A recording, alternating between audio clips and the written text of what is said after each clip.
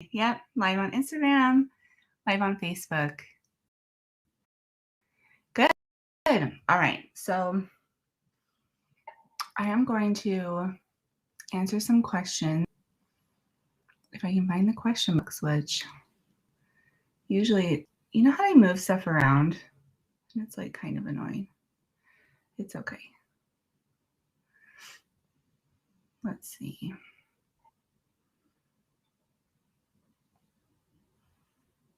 Okay, I'm going to have to come back. All right, Facebook friends, hold tight while I get figured out. This is like, classic Caitlin, because I figure like the tech stuff out, and then if it changes, all hell breaks loose. So, okay. It's coming, it's coming, it's coming. Thanks for being patient.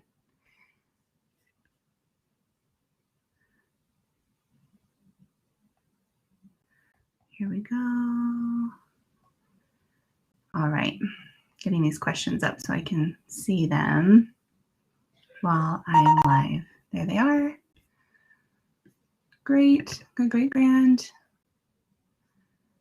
I think it's probably fine because it's not like most of you are hanging out waiting for this to start and come right on time. At least that's what I'm going to tell myself. Okay.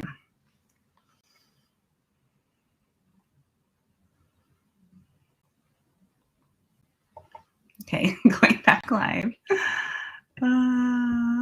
Okay, here we are.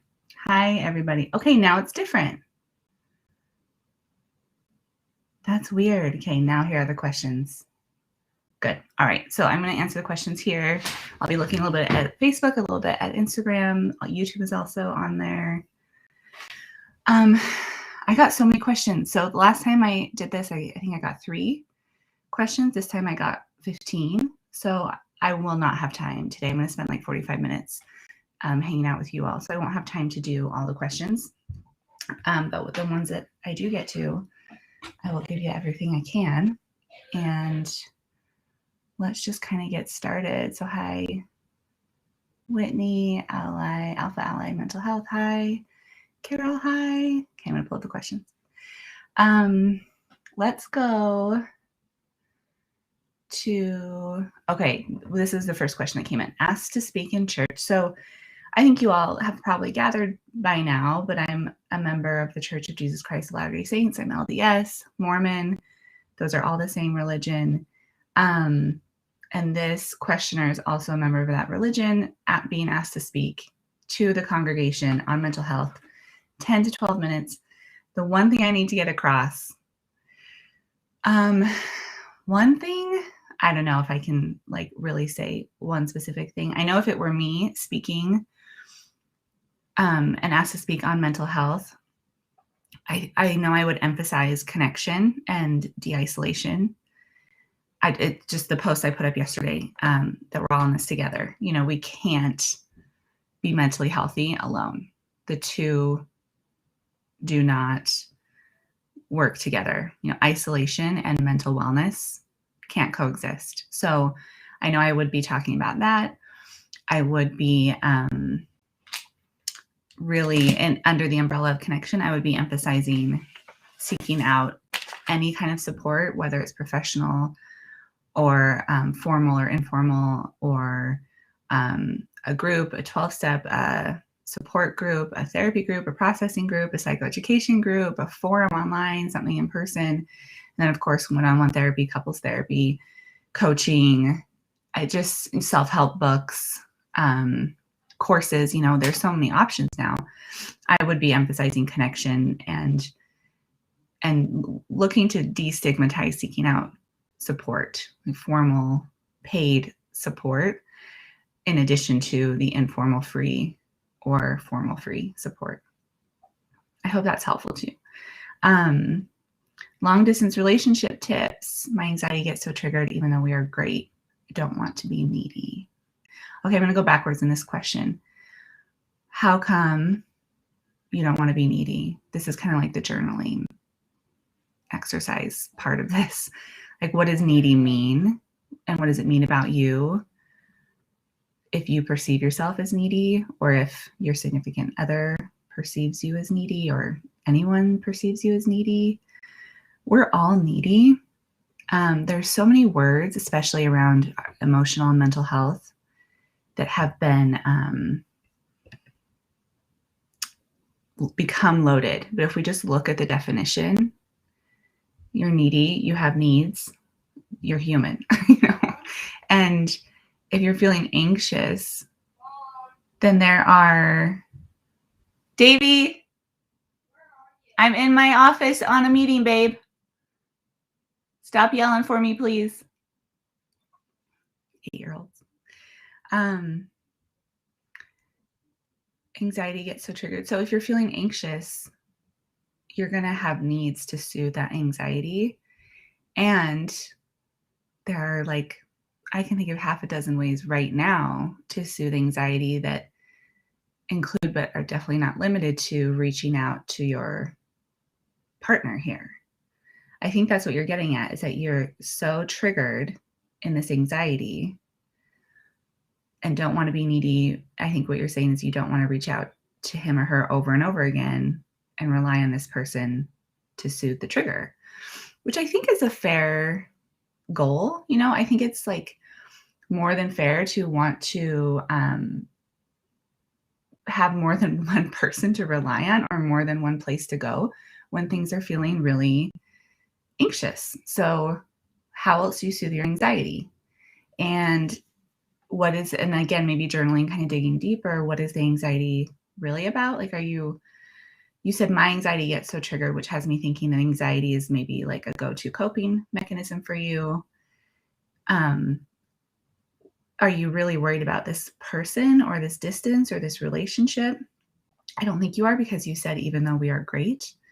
So what is the underlying concern, fear, or even pattern? Just like anything, we can kind of get hooked on our emotions, and we can get really like used to, familiar with, comfortable with a heightened level of anxiety if it's something that, you know, you've lived with for a long time. So I know there was a period last year where I was just anxious, and I wasn't used to feeling anxious. It was right after we had moved, and I was anxious about, I can't remember what the first thing was. I was anxious about the one thing. It was probably like unpacking or getting the kids in school or something. And then that kind of got done, but I still felt anxious, and it kind of moved to financial worry, and I was worried about money and, you know, budgeting and stress, whatever. And then it like moved to something else, and I was like, oh, I just want to be anxious, right? Like, I just have kind of a heightened level of anxiety or stress. Of course I did, right? And, you know, 2020, we all kind of have our reasons, but anytime, including now for you, questioner, you're just allowed to be anxious. And at the same time, you don't, maybe it's part of this like comfort zone that you want to gently push yourself out of, gently, you know, baby step out of. So how can I soothe myself? How can I seek soothing with the support of others, including this partner who doesn't live close to me? And how can I maybe zoom out and look at the anxiety and the pattern and see it as something that is a coping skill that has maybe become more harmful than helpful? And what do I want to cope with instead? And that gets into a little bit more preventative measures, right? So looking at kind of the anxiety triggers outside of my boyfriend lives far, or my girlfriend lives far away. Don't want to be needy. And then, yeah, let yourself be needy. Like, let yourself have needs because you're a human. And I know that's more complicated than it sounds, but like, dig into this, you know, journaling, therapy, coaching, talking it out with, you know, people you trust, because we all have needs. So it might be letting go of some of the expectations to be like need free, or to be like a really cool girlfriend partner person. I know, like, that was something I had to let go of. It's just like, yeah, it's okay to not like be super whatever all the time. All right. I hope that's helpful. Let's go to the next question. I hate this one because I know it, but I love that you put it here. So feeling so down and unloved to the point that I don't even want to reach out to anyone. And yet you did, right? Here on Instagram, you put this in the question box. It's 2 sentences. You did it. You reached out. I don't mean that at all to be condescending. I'm actually really proud of this kind of walking contradiction that you are. I don't even want to reach out to anyone is something you say to a therapist. So you're reaching out, right? Like you're doing it.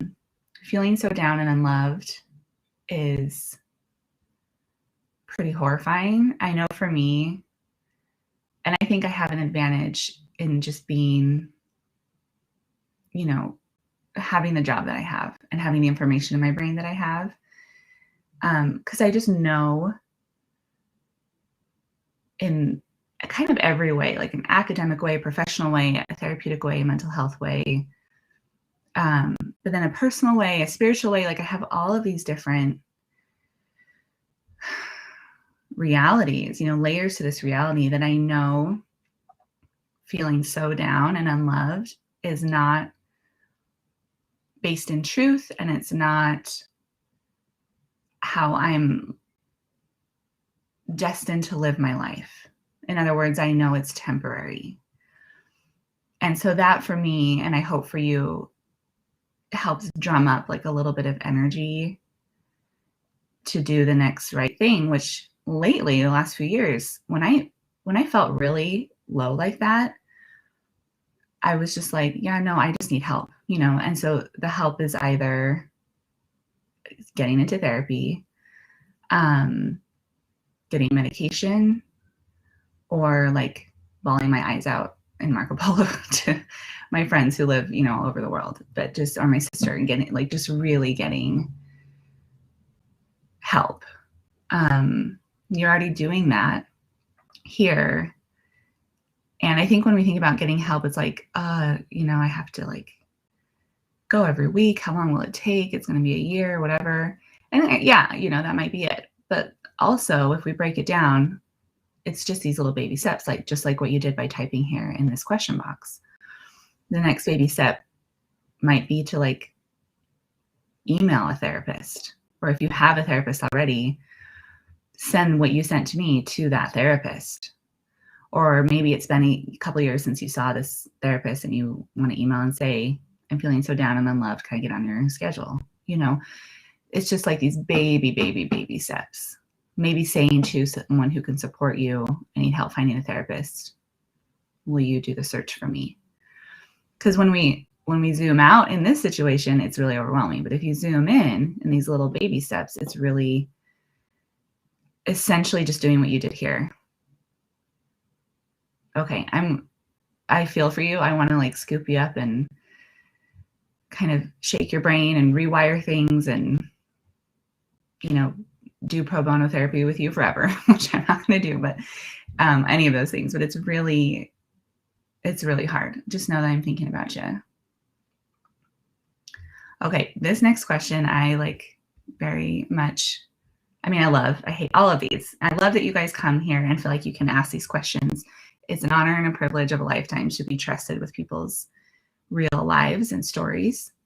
So when I say I really love it, that's what I mean. And then I kind of hate it because I can sense the stuckness. But I'm going to read it. It came in a couple different parts, so it's a little longer. How do I keep peace in my marriage? We always fight on Sundays because of our faith differences. He basically gets 2 hours to himself while I take kids to church. Then I don't get a break. I hate Sundays. They are just plain exhausting, and I take it out on him. Okay, so I want to go backwards and encourage starting with the self, which is where you kind of got to, right? I take it out on him. So what is going on with me that I'm lashing out at my husband? I want to be clear. You know, I think things need to change in this arrangement. And I also know that trying to change from the external in is almost never effective. I'm kind of questioning that statement as I say it. But as I do this work and live my life, starting with the internal before tackling the external seems to be almost 100% of the time the best way to do it and the most effective way.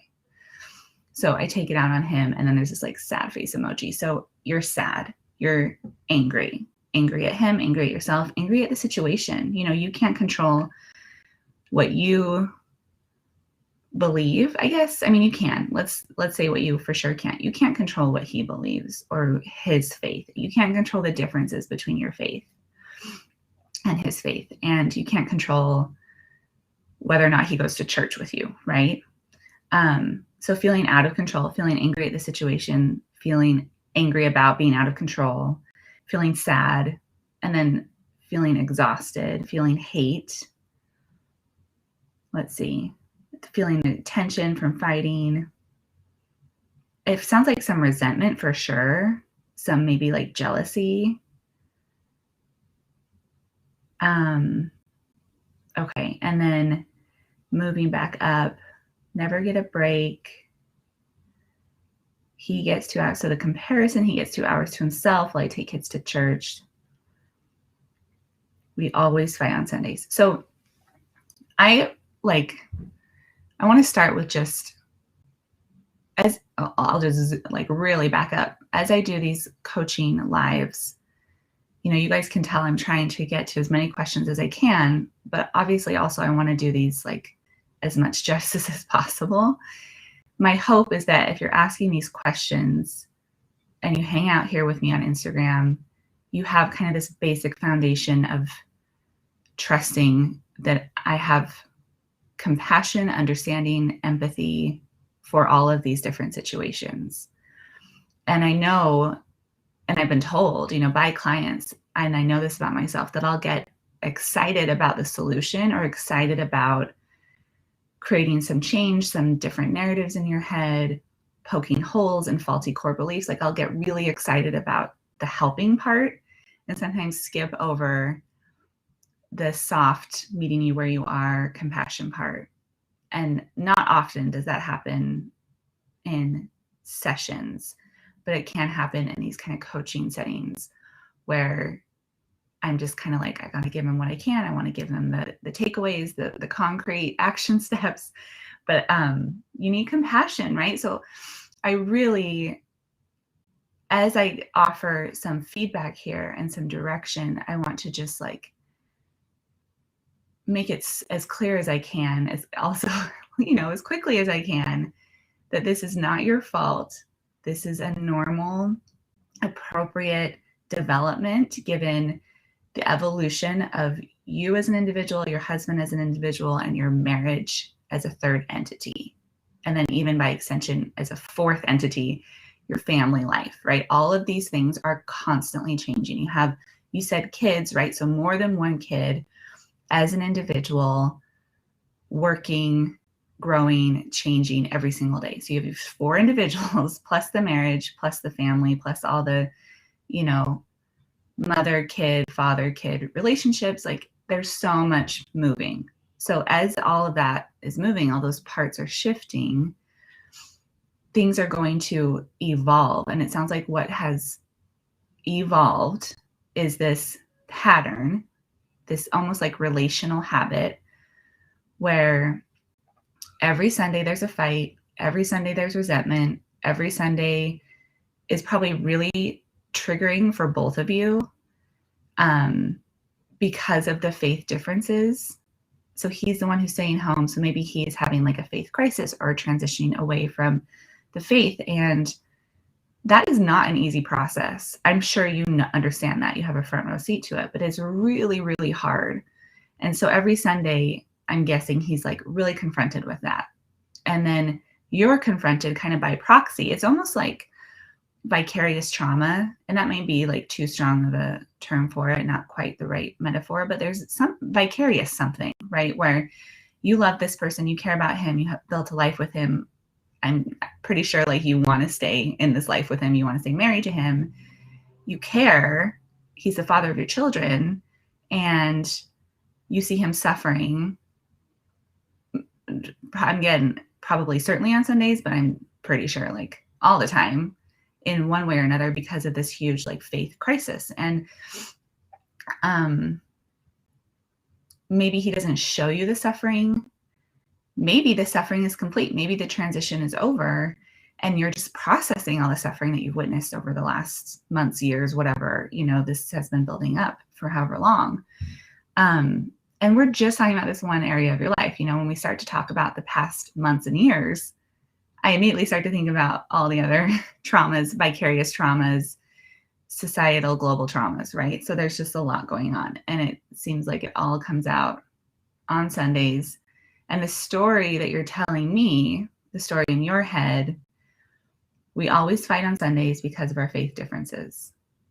So the faith difference is the content, the underlying issues, we're not sure yet, right? He basically gets 2 hours to himself while I take kids to church. That's the content. That's the story in your head. I don't get a break is the story, the narrative. Under the surface, what's going on? Like, what are the feelings? What's your perception of yourself? What's your view of him? What's your view of the marriage? What's his view of himself? His view of you? His view of the marriage? And then the story continues. I hate Sundays. They are just plain exhausting. So like right now, it's Tuesday. I think you put this in on Monday. You've already decided this Sunday is going to be miserable. And again, I don't blame you, right? Like it sounds like all of them have been miserable for a while. But you've kind of decided, your brain is really committed to this narrative. So we're talking about a couple different levels of interventions here. We're talking about changing the narrative and telling the whole truth. We're also talking about getting under the narrative in your relationship. This is couples therapy stuff. View of self, view of other, view of relationship. That's emotionally focused therapy. It's research supported as one of, if not the best modalities for couples therapy. So I would find an EFT couples therapist to work with you and your husband to tackle this issue. So yes, bring the story and they'll help you get under the surface with it.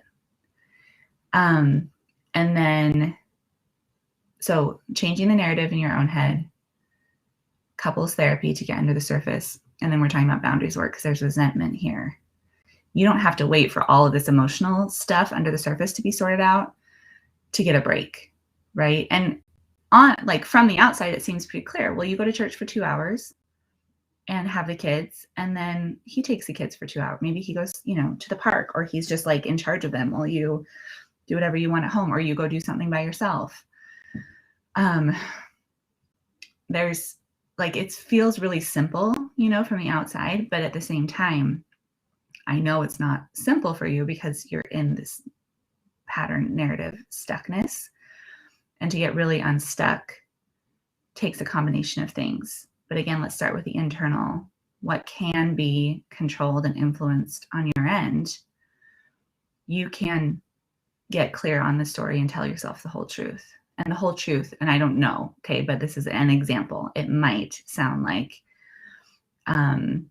we've been fighting every Sunday for the last 2 months, and I'm really scared that this is going to continue. And when I get scared, I get angry and resentful, and I score keep and I compare and I take things out on him. And I know that's not who I really am. It doesn't reflect my true identity, my true values. I know it's not really fair to me or to him. And I know it's part of what's keeping us stuck in this pattern. So when I'm scared, when I'm freaked out, I lose track of my values and I lash out. And I know it's not fair and it's not based in truth. That's what's, I think, really real below the surface here, at least on your end. So it reminds me of an exercise called I Am Not. This is something that I learned from my own therapist 5 years ago. Oh gosh, 6 years ago now in Las Vegas. Her name is Valerie Dimmick. She's amazing.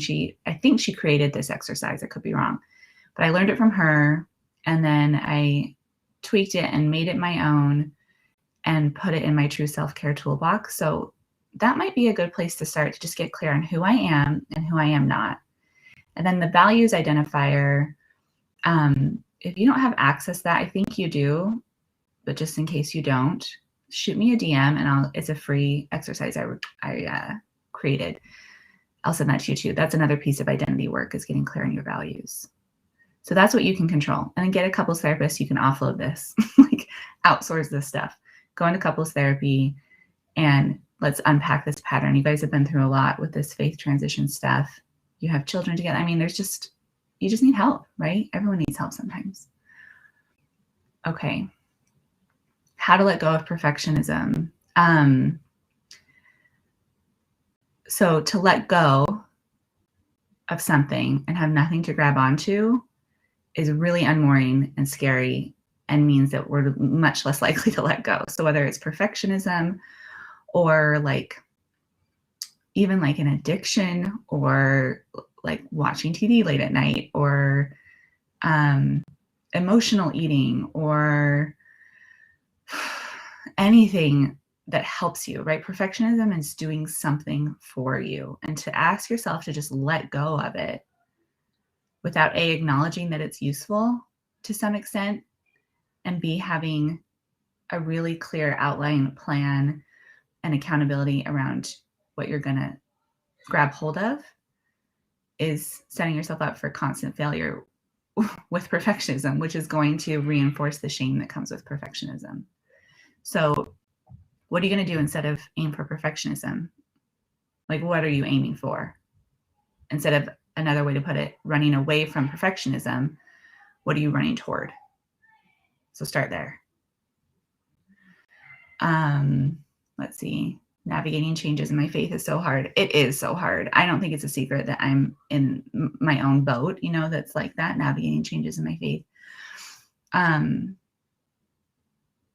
have some caveats. I won't talk about myself too much, but what I want to just really convey to you is, and you put a heartbreak emoji, it is heartbreaking. It's paradigm shifting. It feels like the ground, gets taken out from under you, or is really, really shaky.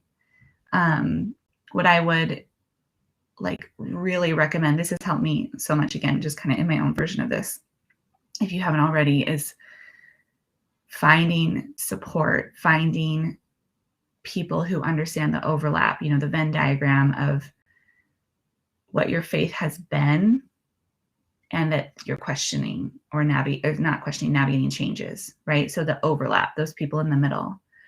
And they don't have to have a perfect understanding, right? We're letting go of perfectionism here in this Instagram live, but they need to get it in a way that only comes with experience. So joining a support group, getting on a forum, getting with a therapist or a coach who has some lived experience here, in addition to the mental health professional skill set, is really, really huge. And then in your personal supports, be very picky, about who you're talking to, and be really, really open with the few people that you can really, really, really trust, because this is a very vulnerable time and it's very tender. It's really helped me. Again, I don't know any more than what you put here, right? So I don't want to like say it's the same.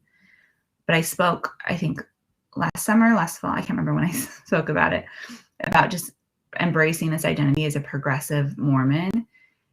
And in that Instagram live that's in my IGTV feed, if you want to go watch it, I spoke about how it kind of just blew my mind that there was even like a title for people who felt like me. Like, I didn't know.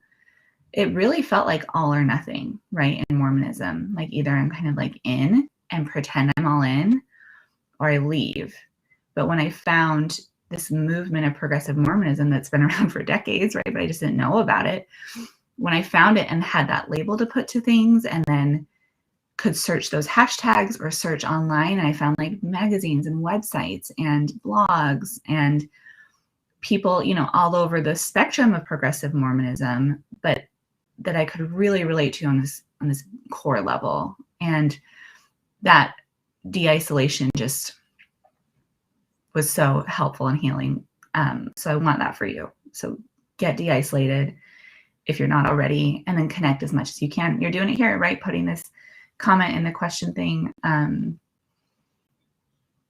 cheering for you. I'm like with you in spirit, right? And also really want you to have people who are with you physically, verbally, in real time synchronously because it makes such a difference. Okay. We are almost done. So how to remember to ground myself. This is going to be the last question I take. How to remember to ground myself. I often feel like a whirlwind. Okay. And then but simple practices help ground, and then it trailed off. So how to remember to ground myself. I think it's too much to ask when I find that it's with clients and myself, it's too much to ask our systems to act differently in the moment without lots and lots and lots and lots and lots and lots of experiential practice beforehand. So let's think of an example. Let's say like, you just saw my kid interrupt here, right? He was yelling my name, looking for me. He wasn't aware that I was already kind of in work. And so he's just looking for me. Maybe let's say a year ago, and maybe it's not a maybe, but for just simplicity's sake, a year ago that happened and I was like so angry and raging and whirlwind, to borrow this word, and blaming and resentful and like, the kids never listen, or this kid is so loud, or I need more childcare support, or why isn't my husband home? Any of that stuff could have been swirling around. So if that happens, and then that day, that evening, I feel kind of bad, guilty about how I responded, or it just didn't feel good for me, to think that way and feel that way. And I tell myself, okay, next time I just need to be grounded. Like I'll just like be more mindful and be more present.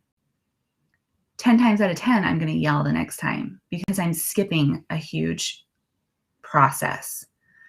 In order to be more grounded in our moments of whirlwind, we need to practice being grounded on purpose in moments of calm. So what this can look like is daily, hourly mindfulness practices. These are things you can easily outsource, right? Let's make it as easy as possible. Get an app. Like I've moved from Headspace over to Insight Timer. I love Headspace. I think I just did every meditation over the course of like 5 years. I needed something new.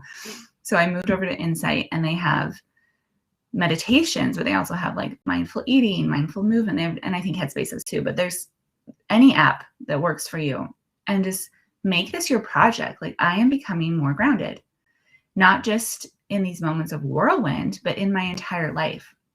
When I was becoming trained as a mindfulness-based stress reduction instructor, MBSR instructor, the person who was teaching me, who was training me, said, mindfulness is not about a moment. It's not like you're in a baseball game and you hit a really great home run and then you go live the rest of your life and you're not playing baseball.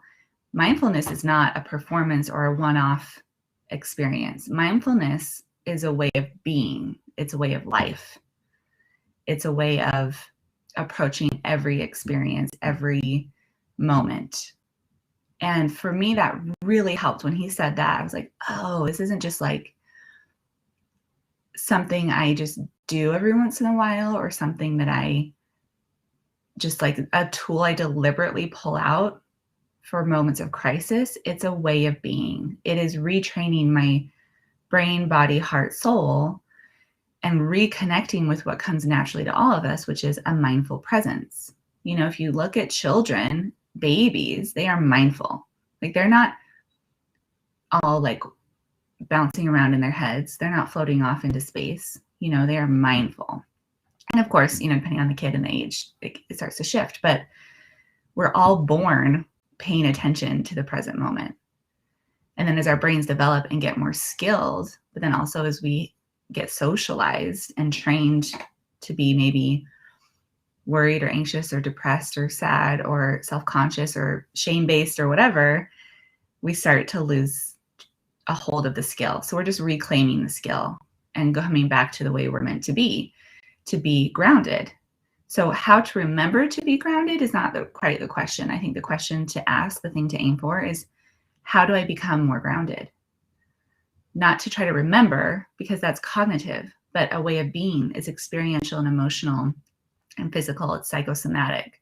How can I become a more mindful person? How can I reclaim my natural mindfulness?